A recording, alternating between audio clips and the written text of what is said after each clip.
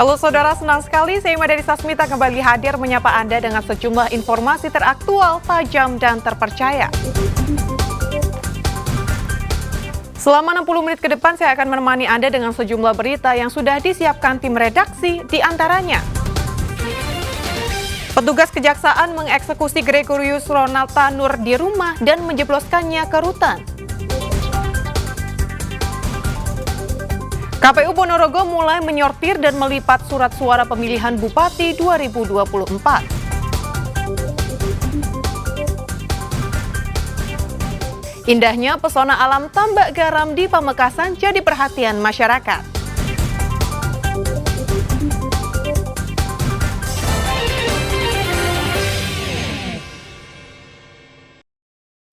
Saudara, tim penyidik dari Kejaksaan Negeri Surabaya dan Kejaksaan Tinggi Jawa Timur akhirnya mengeksekusi Gregorius Ronald Tanur di rumahnya, Perumahan Pakuwon City, Surabaya. Ronald Tanur langsung dijebloskan ke Rumah Tahanan Negara Kelas 1, Surabaya.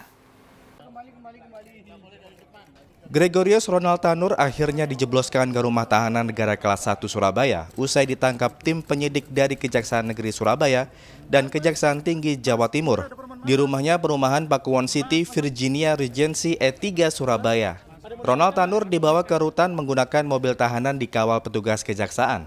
Kepala Kejaksaan Tinggi Jawa Timur, Mia Amiati menjelaskan Ronald Tanur ditangkap setelah Mahkamah Agung menjatuhkan putusan 5 tahun penjara atas kasus penganiayaan kekasihnya, Dini Sera Afriyanti, hingga meninggal dunia. Putusan kasasi ini juga membatalkan vonis bebas Ronald Tanur di Pengadilan Negeri Surabaya beberapa waktu lalu. Yang pertama, terbukti bersalah. Nanti kalau misalnya di pengadilan ada novum, bisa kita upayakan PK. Tapi sekarang tidak menghalangi upaya hukum, tetap kita laksanakan eksekusi terlebih dahulu. Dan petunjuk pimpinan laksanakan segera eksekusi. Kemudian dakwaan alternatif mungkin teman-teman masih hafal. Yang pertama berkaitan dengan ke-1 pasal 338 KUHP tentang pembunuhan. Kemudian yang kedua pasal 351 ayat 3 KUHP yang saya sampaikan tadi yang terbukti oleh majelis hakim pada tingkat pengadilan Mahkamah Agung, tingkat kasasi. Dan yang ketiga adalah dakwaan ketiga ada 359 KUHP dan 351 ayat 1 KUHP dan terbukti di dakwaan alternatif yang kedua. Dan di sini tuntutan yang kami ajukan pada itu adalah tuntutan dengan mencoba untuk bisa menuntut yang bersangkutan dengan tuntutan pidana penjara 12 tahun, di mana kami merupakan ada pasal 338 KUHP, tapi tidak bisa dibuktikan oleh keyakinan majelis hakim, akhirnya putus dengan putusan pasal 351 ayat 3 KUHP. Mia Amiati menambahkan Kejati Jawa Timur mengaku kecewa atas vonis 5 tahun penjara dalam sidang kasasi Mahkamah Agung dengan terdakwa Gregorius Ronald Tanur. Meski demikian, pihaknya bisa menerima karena Ronald Tanur telah terbukti bersalah dan dijatuhi hukuman. Dari Surabaya, Ari Purwanto melaporkan. Saudara, seorang pria pengendara motor ditemukan tewas dengan kondisi terluka parah di Jalan Raya Trowulan, Mojokerto. Sepeda motor korban juga ringsek. Diduga pemotor menjadi korban tabrak lari sebuah truk. Seorang pengendara sepeda motor, Dwi Bayu Saputro, berusia 37 tahun, warga Wonocolo, Kota Surabaya, tewas mengenaskan di Jalan Raya Trowulan, Kabupaten Mojokerto, Minggu malam. Bayu tergeletak di tengah jalan dengan kondisi kepala terluka parah dan helm hancur, sedangkan sepeda motor yang dikendarai korban juga ringsek. Diduga Bayu menjadi korban tabrak lari sebuah truk, namun warga sekitar tidak mengetahui pasti nomor polisi kendaraan tersebut karena keburu kabur. Ya, tahu-tahu udah di situ udah tergeletak seperti itu. Tujuan saya mau ke Trowulan. Lawannya nggak tahu apa? Masalah lawannya saya kurang tahu. Karena emang udah kondisi terkapar.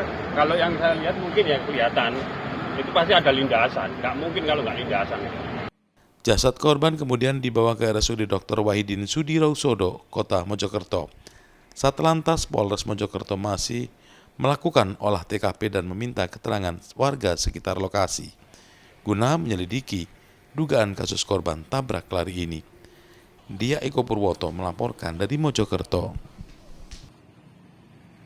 Saudara, peristiwa ini bisa menjadi pelajaran agar semua pengendara tidak ugal-ugalan di jalan raya.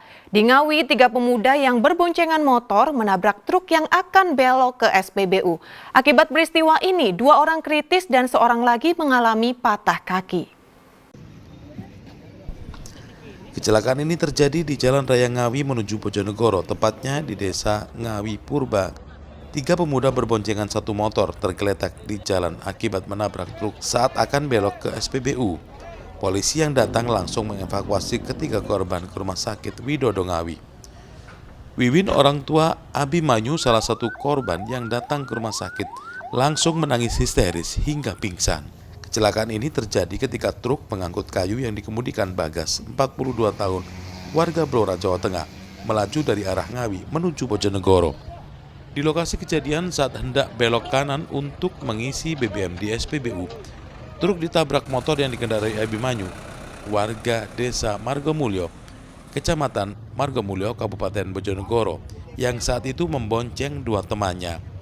Berdasarkan olah TKP, polisi menemukan motor korban tanpa lampu. Diduga pengemudi ugal-ugalan sehingga kehilangan kendali motor saat ada truk di depannya. Jadi itu saya dari sana belok kanan isi solar.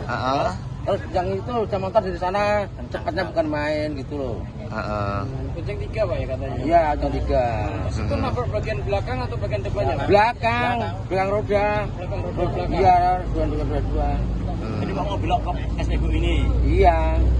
Bergerak kendaraan roda 4, kendaraan truk yang hendak mau berbelok ke pom bensin karena yang dari utara tidak bisa menguasai laju kendaraan sehingga terjadi tabrak bagian bak sebelah belakang kendaraan truk yang sedang berbelok kanan. Demikian. Korban berapa orang, Komandan?